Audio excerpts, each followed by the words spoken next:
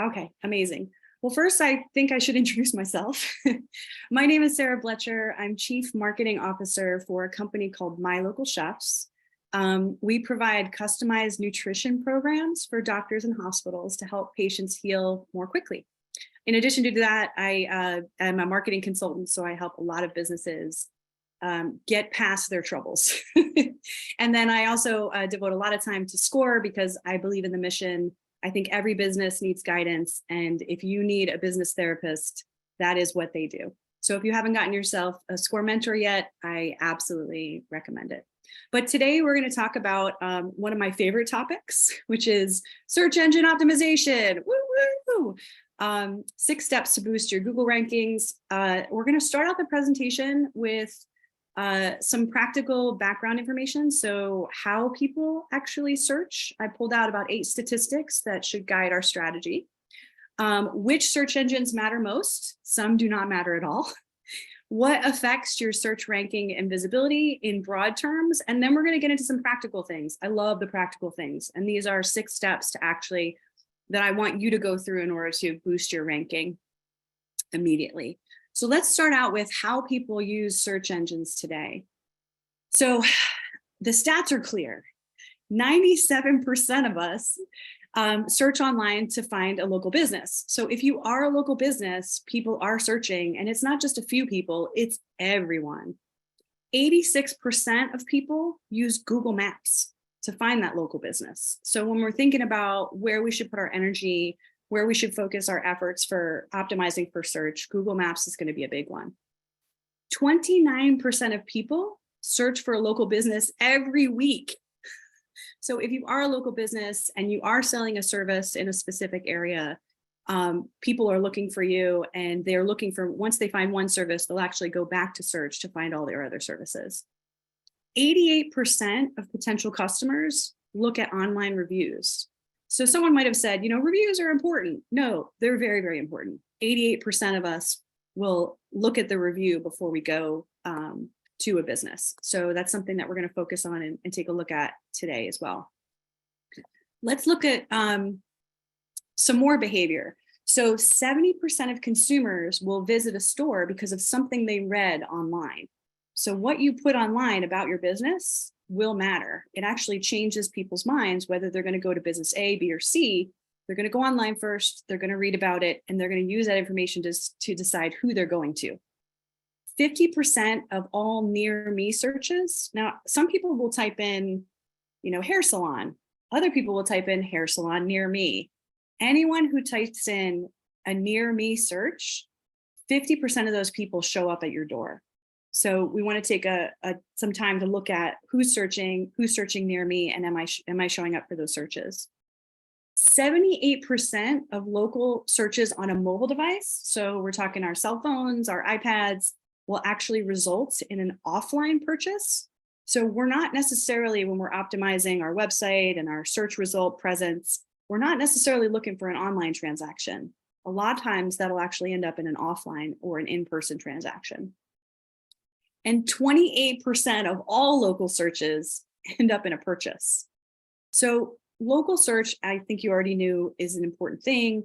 Search engine optimization is an important thing. But now we have stats to prove that it is important, and that guides our strategy and how much effort we put towards it. So now that we've looked at the search behavior, we want to spend a little time looking at what search engines exist out there and who we should focus on. There's only one, and it is Google. So the Google search engine has about 93% of all searches worldwide. Bing, Yahoo, DuckDuckGo, and some of these other search engines have about 2%, 1%. So we can spend our time optimizing for these other search engines, but really the people who spend time optimizing for those search engines are really, really high traffic sites. So if I'm Nike, right, 2% or 1% of my traffic is a big number. If I'm a local hair salon, 1 or 2% of my traffic is maybe a handful of people. So if you have limited time, which a lot of local businesses do, the search engine that you want to focus on primarily is Google.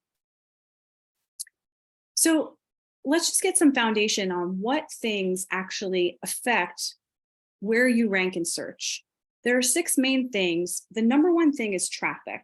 So if you have a lot of traffic going to your site, Google's going to say, oh, this is a pretty important site. If you have a low volume of traffic, which a lot of small businesses do, Google says, maybe it's not so relevant. But don't worry about traffic just for now. I'm going to show you about maps and how that changes things up a bit. The links going to your site is another factor. So if you have, let's say, government organizations, universities, nonprofits linking to you, Google says, oh, this is a pretty important site. Oh, hang on. The presentation went ahead. Google says this is a pretty important site.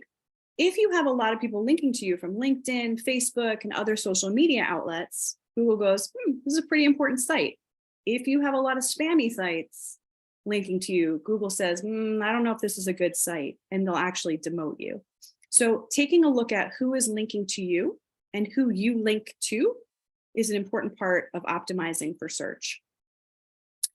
Copy is another big piece of what affects where you rank in search.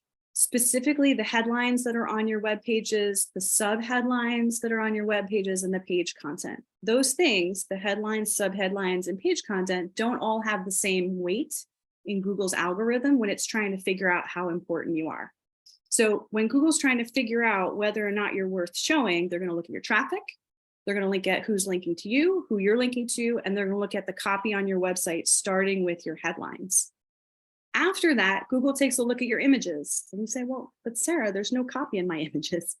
There is. So the file names, the title tags, and the descriptions, when you put an image online, if you put it online and it's named screenshot156.jpg, Google doesn't know what that image is. So when you're putting images online, you're going to want to have those images named like hair salon, sample colorist, .jpg. You're going to want to have a title tag and a description that also talk about what's inside that image. The fifth thing is the code itself. So Google, we do a lot of things as marketers. We try to circumvent the system. We try to boost ourselves. And so Google says, well, inside the code itself, I want to have a confirmation that you are who you say you are. So the URL at the top of the page, it used to say things like mywebsite.com/12345abcd, .html. Google didn't know what that meant. So now those URLs need to say hairstyling, colorist services, things that are written in English, and then you'll get a boost for that. There are also things called meta tags, which you may or may not have heard of, but it's something that appears in the code only that reinforces that you're a hair salon and you provide colorist services and cuts. Haircuts, and the descriptions, but that's all on the coding side. And then the speed of the site. So if your site is slow to load, Google will reduce your ranking. They say, you know what, this site's not very fast, they must not be very sophisticated, so I'm going to reduce their page rank. These 6 things, traffic, links, copy, images, code, and speed, are how a website improves its rank in the regular Google search. Unfortunately, local businesses can't compete with the big guys, right? If you're a florist and you're going up against 1-800-Flowers, you're never going to win in search because traffic-wise, 1-800-Flowers beats you out. So Google has come up with a solution to this to make sure that local businesses do get seen. Most people, I just want to go through an example scenario of how people experience Google search. So I would go to Google search, I'll type in hair salon, and the results won't be the regular listings that I'm used to seeing. Because I typed in hair salon, I'm going to get what is known as the Google Maps box. It says businesses, it lists 3 businesses, and then it gives me a map. This is Google's solution for local businesses because local businesses will never have the traffic that nationwide businesses do. But because I typed in hair salon and Google's smart enough to know that that's a local service, it's giving me 3 options that are near where I live, which is Simsbury, Connecticut. It's giving me Renium Salon, Salon 2112, and Be Trendy, a salon for kids. So this is the interface that everyone on this call wants to appear in, should appear in, and if you can, you want to be in the top 3 results. In this case, Renium Salon actually appears not only in the left-hand side, but they also have a little card that appears on the map. And it has 2 pictures that Renium has uploaded. It has the star rating, because remember, 88% of people look at reviews. It tells when it's open and when it closes, and it has a little tag about what it is, which it's a beauty salon. Once I click on one of these businesses, I'm then actually taken to an interface that's called Google Maps. So before I'm in Google Basic, now I'm in Google Maps. Once I'm in Google Maps, I have more than 3 options. I have a sponsored option. This is Alicia Evelyn, the colorist. She's actually paid for that spot. Supercuts, which is a paid spot. And then I have all the natural results below. Because I clicked on Renium Salon and Spa, I now get the Renium Salon and Spa card. This is the most important thing for everyone on this call, is to have one of these cards. Something weird's happening with my presentation. Is to have one of these cards and to have it look amazing. We want your name. We want lots of 4 or 5-star reviews. We want the name of the service that you provide. We want the location that you provide it in, and we want some images. This is really your ad. We want some images that are well lit, that show what it is that you offer. Below this top part, which is what most people take a look at before they move on to the next, choice in the list, we also have the address, the products and services. You can do appointments. You can have your phone number. If someone scrolls down, they can actually look at the user reviews, which most people do, and they can see how many 4 or 5-star reviews you have, a couple of snippets about what from those reviews. So the prices are reasonable, the staff is friendly, she keeps it light and fun, even first thing in the morning, and then they can see all of the reviews. Let's take a look at a second hair salon. So in the first hair salon, we were looking at Renium. Now we're looking at Alicia. Alicia does a pretty good job. She is a colorist, and those images that appear show me hair, and some of it that's sort of radically colored. So I would say this is a very good example of someone putting their local business up in a way that's impactful. So she has 5-star reviews. There's a lot of them, 27. She's a hairdresser. She's got her location, and she's got some great photos. Let's take a look at some other examples that may not be as great. So this is a card for a local kids salon. You can see that the photos are sort of appropriate. They're children. There's a child in a hair salon in a chair, but if you notice, it's cut off. And then we have a picture of a child who's not even in a salon. And then we have one that's a little too close up. And then we have one on a gray day. So the most important thing for any business is to select a smattering of images that, when combined together on your Google map or your Google business listing, feels like a really well organized ad. Let's look at one more that maybe is not as successful. There's another hair salon called Artista. If you notice, they put up some photos, but it's the same woman, poor lighting, and sometimes in poor angles, and it's all the same sort of medium shot. So I would say this is not a very good example of, even though they have they've gone on, they've created their Google business profile, they have a few reviews that are 5-star, these images are not very effective at bringing me in. And there's one more example that I wanted to show you where the images are actually pretty great. So these are really good quality images for Salon 2112, but there's no people in them. The one thing people love more than anything in the world, besides looking at themselves, is looking at other people. So when we have images that we put up on our Google profile, we want to make sure it's a combination of indoor pictures, outdoor pictures, and people images. That's the most effective. But when I'm looking at Salon 2112, I can see that they have 37 reviews. They're majority 5-star, they're hair salon in Simsbury, and the images look professional. So overall, this is a pretty good option. So now that we've kind of gone through some of the stats that tell us what approach we should be taking, and taking a look at the actual user experience, what someone experiences when they go through and see a local search, I want to take you through 6 steps of actually optimizing your business for local search. The first step is to figure out our keywords. Now, you may know, if you're a hair salon or accountant, or maybe you're a plumber, you may think you know what the keywords are, but it's very important to go out and check. And I'm going to show you how to do that. In step 2, I'm going to show you how to set up your Google business profile so that you appear on that map. In step 3, I'm going to show you a few things you can do to your website to optimize it for local search. Step 4, we're going to talk about developing links to your website. Step 5 is all about how to request customer reviews. And step 6 is about tracking results and where we can see whether or not we're doing a good job. So before I get into the steps, I just wanted to stop for a second and see how everybody was doing. Yep, we've got 2 questions that have come in. You may have addressed one of them a little bit, but it was a question from Nancy. Are Google and Google Maps the same things in terms of doing a search? So I think you walked through that a little.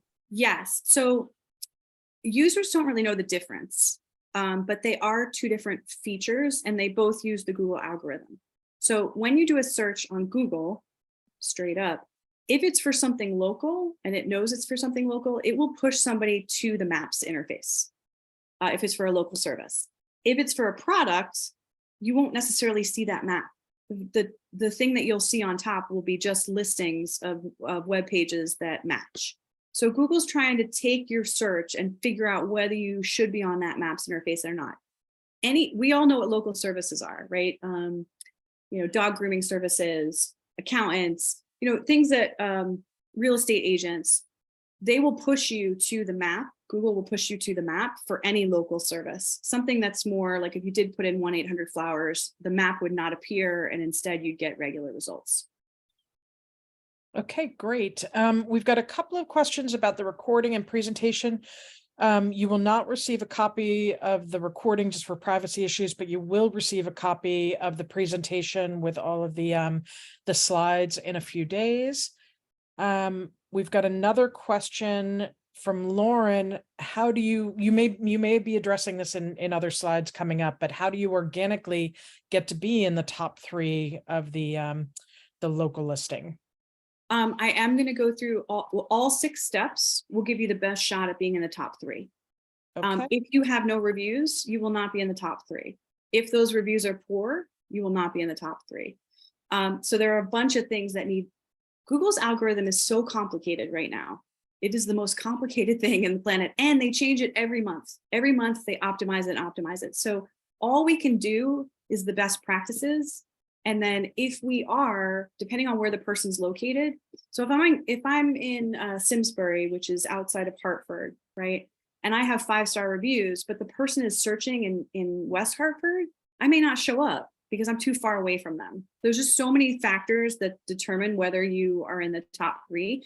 But if you do everything on this 6-step approach, you will have the best shot at showing up. Okay, and there are a few more questions that I'll throw out to you, but I do want to give you time to get through the whole thing. I think you just answered one of the questions about that Dale had asked, what if you're not doing business locally? My territory is North Carolina, North and Central America. So this is all about Google local. So I think you just answered that. Well, that, and I have a pause after step 3, but when we talk about setting up the Google profile, you can put any area in there. Google is not a North American tool. Google is used that stat of 93% or whatever it was, it's worldwide. So Google is used all over the place. Now, whether in Central America has a different search engine that's Spanish or Portuguese or one of the many languages, whether they have a Google equivalent that has a bigger market share, I'm not entirely sure. In North America, it is only Google. In Central America, I'm not sure about that. You can look it up though. And then Tom and Ben both had questions, but I think you're going to answer them in the slides coming up. So I'm going to hang on to them. And if they have not been answered, I'll field that later. Okay, amazing. All right, well, let's jump into it. Step 1 is finding our keywords. Again, you may think you know your keywords, but it's really important to confirm it. So there are a lot of tools out there, free keyword tools that will tell you what people are searching. The one I like the best is on wordstream.com/keywords. It's a free tool, and you type in, it says keyword or website URL. Do not type in your URL. Just type in what it is you do. If you're a hair salon, if you're an accountant, if you're a plumber, if you sell, whatever you sell, type it into that box. It's going to ask you for a couple extra pieces of information. So it's going to ask you to choose your industry. In this case, I put accountant. I'm saying I'm in finance and insurance, and then I'm limiting it to Connecticut. Then I'm going to hit continue, and it's going to give me my keywords. So what's interesting here is people who are looking for an accountant, they actually type in the word QuickBooks Online with no spaces. 8,000 times that gets searched every single month. Now, I'm an accountant. I may or may not use QuickBooks, but I want to know that. I want to know that people are looking for QuickBooks Online, and then I can figure out whether I want to include that. The other words that show up at the top of the list are accounting, CPA, accountant, bookkeeping, accountants near me. Those are my keywords. CPA near me, tax accountant near me, and accounts receivable. So I'm going to take this list of keywords and I'm going to put it off to the side, but these are the things I want to show up for because 2,400 people are typing in the word accounting. 1,600 people are typing in the letters CPA. 1,000 people every month are typing in bookkeeping. So those are the ones that I want to, and I'll show you where we'll use these keywords in a second. But those are the ones I want to include in my text and copy where possible. So step 2, and this is the most important step, is to get listed on Google. Some of you may already be listed on Google. If you are not, we want you to go to google.com/business. There are 2 blue buttons. They both say manage now. You're going to click manage now, and it's going to ask you very simple questions. What is the name of your business? In this case, I made one up, ABC Marketing Company. They're going to say, what kind of business do you have? Is it an online retail? Is it a local store or a service-based business? You can choose one or more. They're going to say, what is your business category? This is a critical choice here. So when I type in marketing for my pretend marketing company, I have to decide, do I want to be known as an agency or a consultant or a telemarketing service? So what you choose in here matters. This is your primary business category. So if you do lots of things, whatever thing, if you do, let's say you have 10 services, whatever your primary service is, that's what you're going to want to put in here. Where do you serve your customers? Now, this is where the question from earlier came in. If I'm a local business in Avon, Connecticut, I might serve Avon and the surrounding towns. So in here, I would put Avon, Simsbury, Farmington, West Hartford, and Canton, right? I'm not going to put Glastonbury. It's too far away. If I am not a local based business, and let's say I serve all of Connecticut, I would put in Connecticut. If I served all of the United States, I would put in the US. If I have certain countries that I serve and other countries I don't serve, I would put that in as well. This tells Google who you're relevant for. I will tell you that people feel most comfortable buying from people who are close to them physically. So if I have a choice between somebody in Hartford and someone in California, I will choose the person in Hartford. It's just something that we do as people. The further away from me you get, the more nervous I am. So even if let's say you do the Northeast, right? I would say Connecticut, Massachusetts, maybe Rhode Island as my 3 states. So here's where you kind of limit yourself geographically, and not only limit, but also tell Google who you're relevant for. The next step is pretty easy. It's just phone number and the website URL. And then it's going to ask you to basically accept their terms and conditions. They said, we're going to put you on the map. Are you sure you want to be on the map? Do you agree to all these terms and services? And you just say yes. The next thing they want to do is make sure that you're real. So as marketers, we can get pretty nefarious. We can do some very questionable things. We might put lots of different businesses and lots of different on the map so that we can appear higher than other people. So Google has introduced, a verification process. So you'll type in your mailing address and they'll actually send you a postcard. There's a couple ways to verify, but they want to make sure you're a real human. The next screen, this is the important screen. Add your services. So here you want to list your services, but you don't necessarily want to list them as you talk about them on your website or as you talk about them in person. Here's where you want to put in your keywords. Because if your services, if you type in, the good example I had, I used to do some work for Atkins Nutritionals. They were a low carb diet, right? Or at least that's what everybody thought they were. But they went around saying they were a controlled carbohydrate lifestyle. If I put in here controlled carbohydrate lifestyle, Google will not match me with low carb, right? So here's where things get a little bit dicey, where it's like, okay, do I list my services as I describe them? Or do I list them as people type them in or as people search for them? And I would say you want to err on the side of what people physically type in.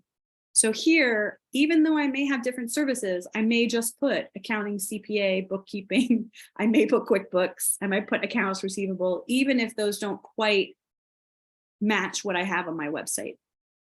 Does that make sense? I'm Yes. gonna assume yes. I'll answer for everyone. Nice. So the next step is the business hours. This is important just to put in when you're available.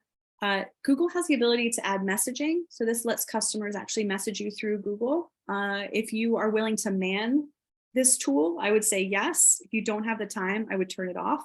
You don't want to have messages coming in that go unanswered.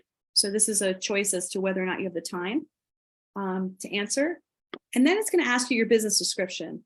This is another place where those keywords come into play. So I typically do something a little tricky here, where I have my standard 2-3 sentences about what I do for my business. And I might just list that out here. And then the last sentence I would include would say something like, are you looking for accounting, CPA, bookkeeping, QuickBooks, accounts receivable, or other services? Give us a call. And the reason I put that sentence is because I want all of those keywords to appear in my business description.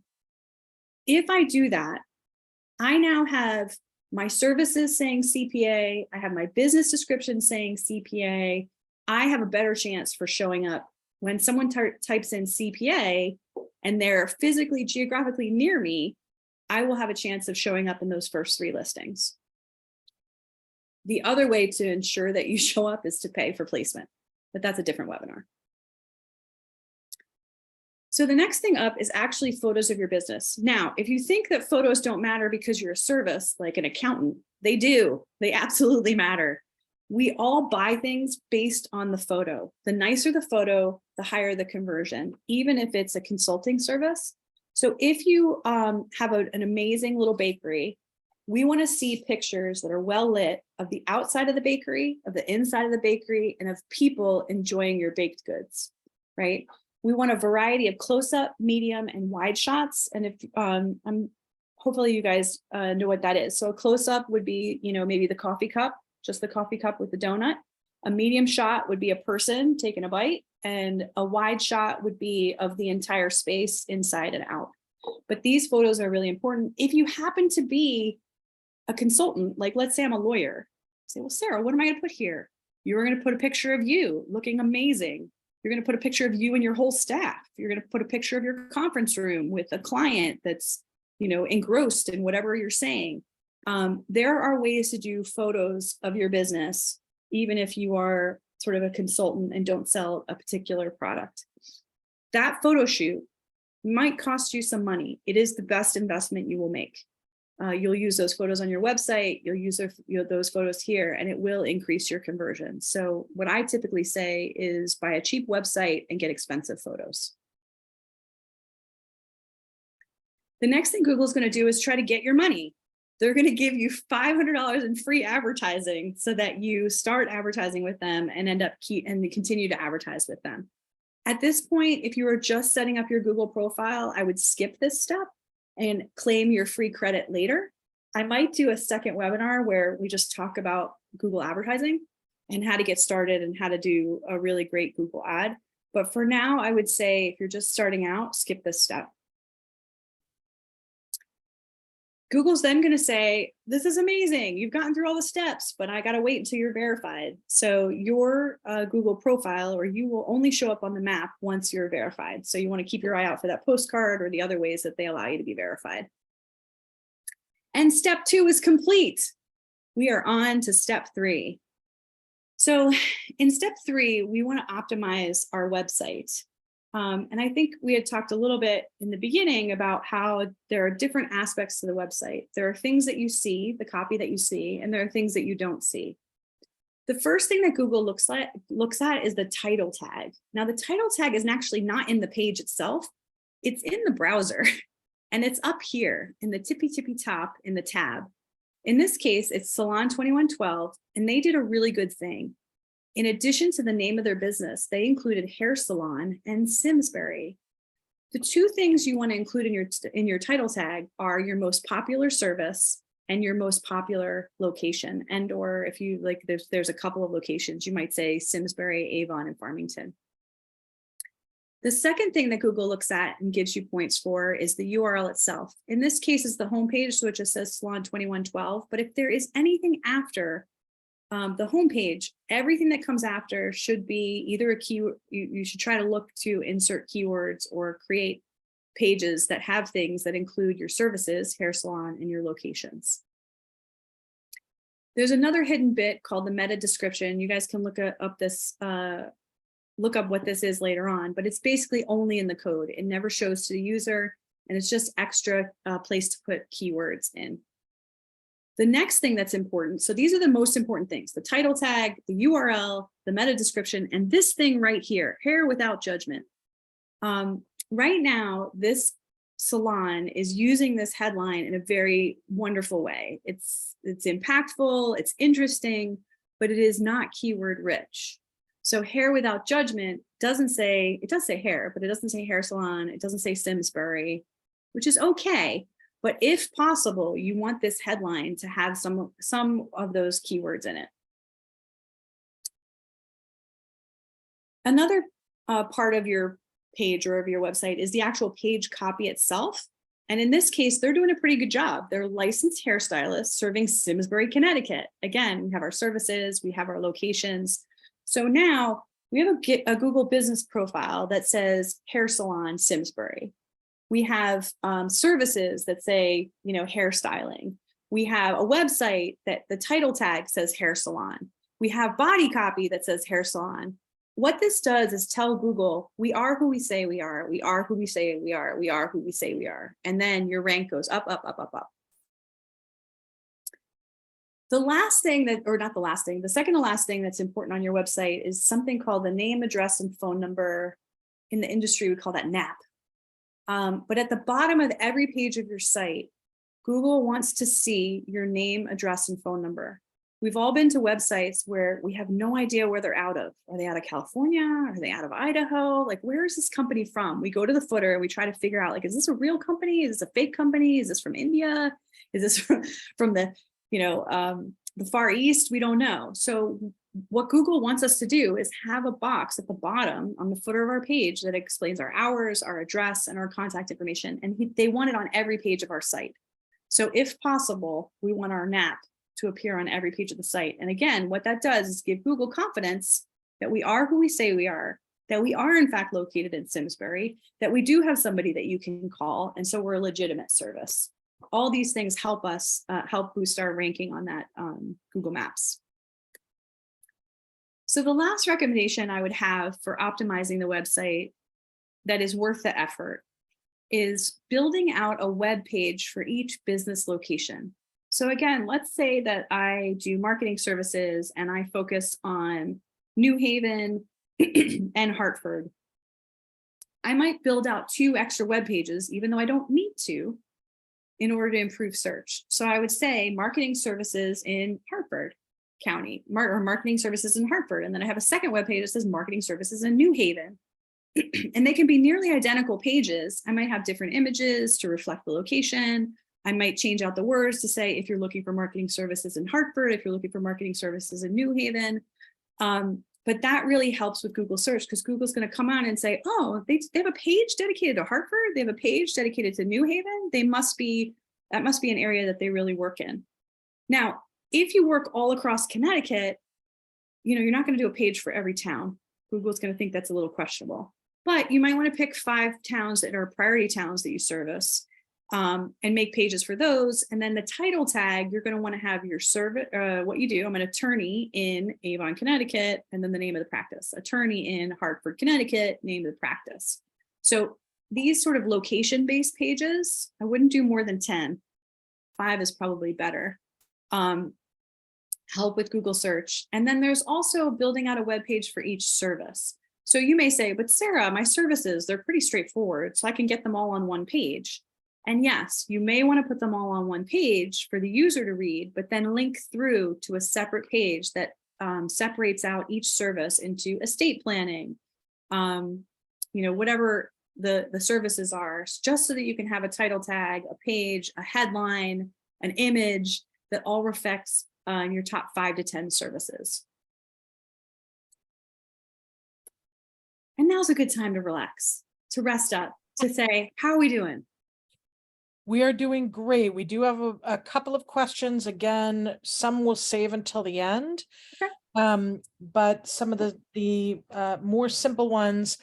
So we've got some people who are wondering, how do you create a new page if you've got the free Google website? So when you're talking about creating a new page, you're talking about on your website, you have to already have a website, you create a new page. But if you're using the free business profile website, can you create a new page? Yeah, so I haven't looked at the Google site recently, but if you have WordPress, Squarespace, or any Wix, all of those tools that are common to use to create a website, they have sort of videos that show you how to add new pages. I don't know if so when you create your Google profile, it's not a website. It is literally a card that shows up on the map, right? You're going to link through to your website. Now, if you're using Google domains and then you're using a Google free website, I haven't looked at those recently, but I would type in Google website video, how to create page, right? And it'll tell you how to create a new page.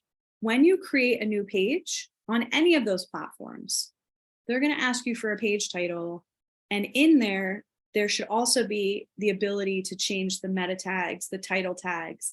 If you don't see it right off the bat, go back to Google and say, Wix, add title tag, Squarespace, add meta tag, and a video will come up showing you how to do those things. Perfect. You just answered 2 other questions. LM had asked, how do you change the title tag? And that's the answer is, it really depends on what your website is built in. We've got a couple of other questions. So Nancy had asked, when you were talking about setting up the profile and how you set the area that you service, if you service 2 different counties, let's say Westchester and Fairfield, are you better off putting the county or a specific town? That might be too specific. I might do both. So if I have, you can actually put Connecticut and Simsbury, which doesn't quite make sense because Simsbury is in Connecticut. It depends on, there's like who you service, and then it's who actually buys from you, right? So I might say Hartford County, but it's really just people from West Hartford. So I might start off by saying Hartford County, and then as time goes on and I look to optimize my Google business profile, I might get rid of Hartford County, even though technically I do service that entire county, and I may only focus on Glastonbury, Avon, and Hartford because those are where the majority of my clients come from. Does that make sense? Yes. Yep. Because at the end of the day, you want Google to think that you're specialized. When we go to general Google results, they want to see high volume of traffic. When we're looking at Google local results, they want to see specialty. They want to see that you're a hair salon in Simsbury, that you're an accountant in Avon, that you're a plumber in Farmington. They want you to be local. So if anybody has any additional questions on that, just type it into chat and we'll save them for the end. Again, some of these, Susan asked, if you don't have hours, you're just by appointment, can you set that in your profile? Yeah, I think you normally just leave the hours off and then you put in that you're by appointment only. Google's not going to ding you for that. They just want in that card view to be able to show that you're open or closed. Right. So you may not have anything written there. So it won't say open and it won't say closed. It'll just be blank. So you had also talked about adding photographs to your profile. If you're going back to an account that was already there, can you go in and change things? Absolutely. Yes. And at the very, very end in step 6, I'm going to talk about tracking. Okay. Where you see how you're doing with the tracking, there's also the ability to edit. You can edit everything at any time. So what I encourage everyone to do is create your profile, go look at it as if you're a user and go, are these the right photos? Are they in the right order? How do I compare to the other results around me? You want to toggle between the results on either side of you and say, well, this hair salon doesn't look so good. This one looks good, but there's no people in it. I'm a nice smattering of both. I feel like my card is looking great. Okay. And one last question, and then I'll save the rest for the end. So you can make it through everything. Sabrina had asked, is there a time zone setting in the business profile? She runs an event business and it's 4 hours off no matter how she enters her events. I'm not sure. You'll have to look around. Yeah.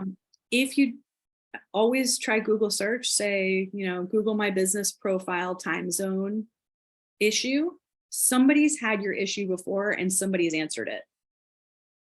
Okay, perfect. Thank you. Okay. So our feet are no longer up. We are going to keep going. We have 3 steps to go. I think you guys can do it. Step 4 is all about developing links to your website. So remember, Google doesn't just care about the traffic, and it doesn't just care about what's written on your website. They want to know what company you keep. So there are, I went online just to find, what are the directories where you can list your business for free that are still relevant. These directories change all the time. At one point in time, Foursquare was the #1 thing. Now Foursquare is not the #1 thing. Still relevant in some ways, but Nextdoor at a certain point didn't exist. Now it exists. So every year you want to check to find an article that says, what are the web directories that are still relevant this year? We already did Google Business Profile, so that one's done. But we also want to have a Facebook page. A Facebook page, even though it's called a page, it's actually a directory listing. We want to go to Bing places. Even though Bing only has 2% of the searches, we still want to go to Bing places. We want to go to Yelp, Foursquare, Yellow Pages, Chamber of Commerce. And we want to create profiles in all of these web directories. And there's a URL at the bottom that'll give you the full list. So you can link through to each of them, or you could just search and go, Nextdoor, and it'll come up. You want your name, your address, your phone number to be identical on all of these sites. If you go to all of these sites and you start putting in different things, Google's going to go, what the heck? You say you're this over here and you say you're that over there, and then you'll start to get dinged for it. So you get bonus points for having a listing on each of these sites that is identical to the listing that appears on your business profile. If you find this daunting, I don't want to spend a day creating directory listings on all of these websites or keeping up with it. There are tools that manage that for you, but they do cost money. So there's a website called Moz, and they have a service called Moz Local. I like it because it's a free tool to tell you how you're doing on all these directories. So you would go to moz.com/product/logo/check listing, or you just type in check your Moz local listing and in Google, and it'll take you to this page. And you're going to type in your company name, your street number, and your postcode. Moz is going to go out to the internet and see how you look on various websites. It's going to give you at the top a score. In this case, I pretended I was Renium Salon, 690 Hot Meadows Street. And it said 65% of the sites, the directories online, don't have my information. 35 have incorrect information and 0 are correct. That is a bummer. If I scroll down, this is the real key bit. It's going to give me the name of the directory. It's going to show me how my business info shows up. And it's going to include everything, like whether I have parentheses or no parentheses, whether it's missing altogether. And it's going to include whether or not I have the hours and whether or not it includes photos. So once I go to all those websites and I list myself 1 million times, I can check to see if my listings are correct across the board using this. Now, one of the things you'll notice too is that sometimes the www.renium shows up, sometimes it does not. We want this to be absolutely identical everywhere. Now, in addition to this tool on Moz, where it shows you what you look like on all these directories, it also has additional paid services where they can do the submission for you. So if you're out of time and you just want to throw money at it, you can also use the Moz tools to have your directory listing appear the same across everywhere for you, but it's not free. Step 5. Oh my goodness. Okay, so we're on to customer reviews. Now remember, Google doesn't want to show you in the top 3 results if you don't have any reviews, because they're a little nervous. They don't know whether you're any good. So we need to ask customers for reviews, and we can't be bashful about it. We don't have to be, aggressive, but we need to know that customers love to talk, and that a portion of them will never leave a review, and a portion of them love to leave reviews. They love to tell you what they think, and they love to tell other people what you think. So when is the best time to ask somebody for a review? It's basically when they're happy. So let's say somebody comes to your store, or they are in your office with you and they're singing your praises.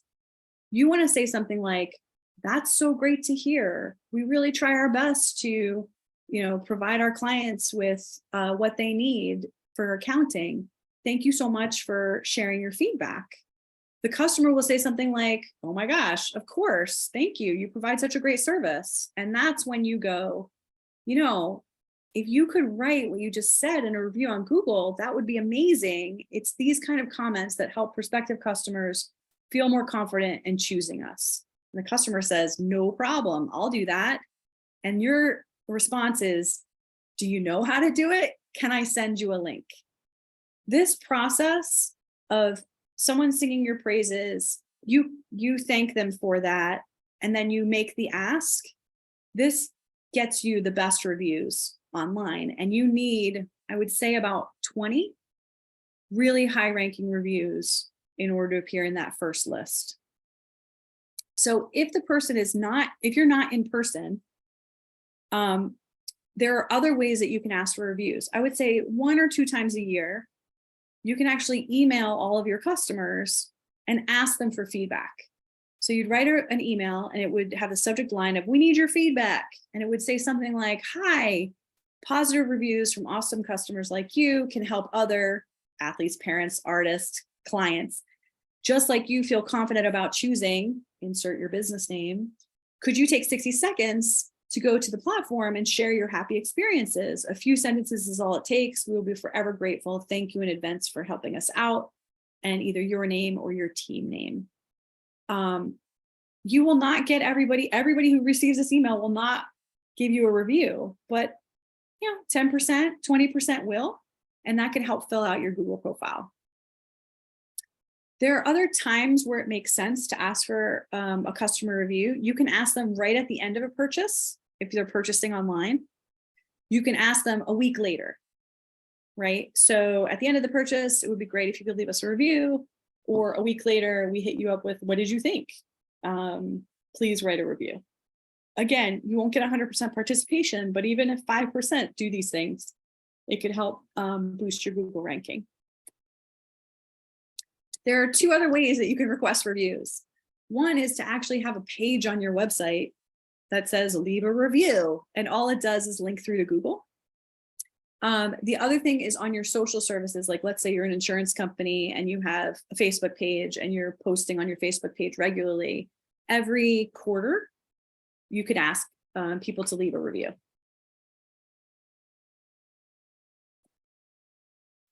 Now, you might have seen shops that have little signs that say "leave a review and we'll give you a $5 coupon." I recommend against that. It's effective, but it is against the terms and conditions of Yelp and Google. You can't pay for a review, but you can make a donation to charity. So we want you to ask for reviews. We want you to ask reviews in the right way at the right time. If you want to incentivize somebody to give you a review, you can incentivize them by making a donation, but I recommend against incentivizing them with a monetary, some sort of dollar amount off, because you'll be not in compliance with the terms and conditions. Whew, are you guys still with me? Everybody still with me? We're on to the last step. Yes, everybody's still with you. We did have a couple of questions on reviews, Okay. but I'm just going to ask a fast one. If you've already got reviews that customers have given you through other means, can you cut and paste those yourself into your Google business profile, or will you be penalized? Yeah. No, do not do that. Yes, no. It's got to come through Google. Google will look at other places where you are reviewed, but they're going to prioritize the reviews made on Google first. So if they have two companies and they see one company has 50 good reviews on Google and one has 50 good reviews on Yelp, Google will take that into account, but you'll get more juice, a higher priority if the reviews are on Google itself. Well, you'll also, I think the question had to do on the profile. Can you cut and paste a review that somebody gave you, say on Facebook? But Google doesn't like that because you have to be logged in and they'll see it as spammy. Yeah, they don't want to see it spammy. What you can do is ask all your friends and family to give you a review. That is absolutely, like, every business starts with your mom buying something from you, or like your sister, or, every business starts from the ground up, your friends and family. So it's okay to have friends and family do reviews. But after that, it has to be anonymous. It has to be the larger group. What I would do is, people will review you on Facebook, but when you're trying to source reviews, because you're trying to appear in Google, I would always send people to Google first. Okay, perfect. And then the last question on that before we let you move on is, what happens if you have bad reviews, or say a disgruntled employee writes a terrible review for you on Google? You have to respond. And actually, that's a good thing. You actually should respond to all good and bad reviews. What someone wants to see is not that you're perfect, but that you're paying attention and that you care. There's actually a customer service technique called acknowledge, align, assure. It's the 3 A's. You acknowledge the person's issue, you align with them that this happens all the time, or you've had it happen to you, and you assure them that you're going to make it better. So let's say I go up and I go, my meal was terrible, I hated it. You acknowledge, I'm so sorry that you had a bad experience at our restaurant. That is not how we do business. I assure you that's not how we run things here. And I want to make this better. So give me a call and give your phone number or your email, or contact me, and we will, we'll find some way to, to make it up to you. Even though that bad review showed up, the fact that you responded to it speaks volumes. Now, you don't just want to respond to negative ones. You want to respond to positive ones too. So if I said, oh my God, I had the best meal of my life, you want to be up there writing, thank you so much. We work really hard day in and day out to make sure that our meals are, nutritionally amazing and flavorful. Thank you for coming, and we hope to see you again. That interaction, Google loves to see. And then on the whole, if you have 50 reviews and 49 of them are bad, that tells you that something about the business is not working. If you have 50 reviews and 5 of them are no good, you're still going to have a 4.7 star rating, and all will be well. And then a lot of people will actually go to reviews and they'll look at the 3-star ones. They know that the 1-star reviews are all somebody who's mad, right? And we all look at 1-star reviews and we think, well, that person's crazy, right? But the 3-star reviews, we go, okay, well, that person was trying to be measured. They were unhappy, but they're not just storming off, right? So I would say the 3-star reviews is where you can do your magic and really do your customer service technique with acknowledge, align, assure. Okay, perfect. So 2 last questions. One is, the review link is, once you set up your Google business profile, your local profile, you find the review link there on your dashboard, correct? Mm-hmm. Yes. And then the second question is, let's say you've got a terrible review. Can you ever have it removed? I don't know what the tools are these days. Rarely. Yeah. But you'll have to look online and see what the rules are these days. They change the rules all the time. But we can look that up and follow up with you on that, or even take a look, do a little Google search and say, can I remove a review? And it'll tell you. Okay, perfect. I'm assuming that you can't, because then Google would say it's not authentic. Like, Google doesn't want you to have all 5-star reviews if you don't provide 5-star service. Right, exactly. All right, perfect. That's it. Thanks, Sarah. Okay, so the last step, are you guys ready? You ready for it? Is to track our results. So we did all this work, right? We got through the first 5 steps. We did everything we were supposed to do. Now we want to see how it's working. So Google allows you to do just that. You can see how many customers search for your business. You can identify search terms that people use when they're clicking to you. So we had seen that list of keywords, but maybe people only click on CPA. Maybe they're not clicking on accountant, and then I could use that to maybe adjust my profile a bit. You can monitor the clicks to your website. You can check the customer reviews, and I recommend you answer good and bad reviews. If you've set it up, you can look at phone call data, direction requests, bookings made, if those things were turned on.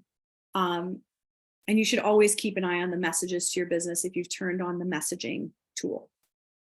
So where do you find this all? When you go to Google, you can actually search for yourself. And if you're logged in, Google will give you this interface. So if I'm logged in, Google is going to give me the ability to edit my profile, to read reviews. If I set up messages to be able to answer messages, I can add or edit photos. But the one I want to look at is performance. I can also advertise, because remember, they're going to give me that $500. And while $500 seems like a lot of money, they give you $500 because they think they're going to make more on you. You can have products listed.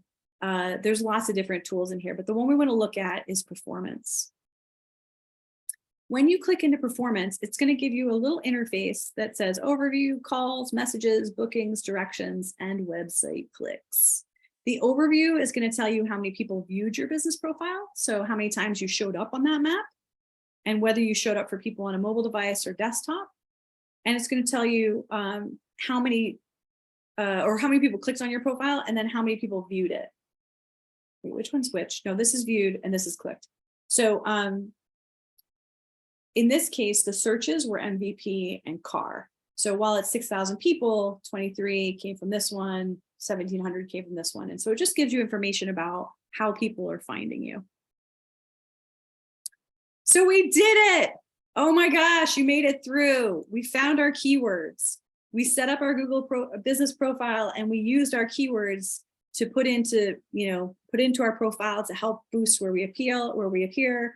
We optimized our website. We developed links across the internet in directories coming to us. We requested some customer reviews, and we found out how we can track how well we are doing. And that's it. That's all it takes. Perfect.